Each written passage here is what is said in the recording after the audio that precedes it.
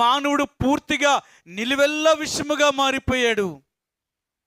ప్రియ సహోదరి సోడా, నిన్ను నన్ను రక్షించడం కొరకే, నిన్ను నన్ను పవిత్రపరచడం కొరకే, పరిశుద్ధపరచడం కొరకే, ఆ భయంకరమైన వ్యాధి నుండి స్వస్థత కలిగించడం కొరకే ఆ దేవాతి దేవుడైన యేసు ప్రభువారే మన కొరకు ఈ భూమి మీదకి దిగివచ్చి మన కొరకు గాయపరచబడ్డాడు. గత ఆదివారం మీకు చెప్పాను, యేసు ప్రభువారు పంచగాయములను తిన్నాడు. 5 గాయాలు తిన్నాడు ఆయన. ఎందుకు యేసు ప్రభువారు 5 గాయాలు తిన్నాడు అంటే, ఆయన అన్నాడు, నేను పొందిన దెబ్బల చేతే మీకు స్వస్థత కలుగుతుంది అన్నాడు ఆయన.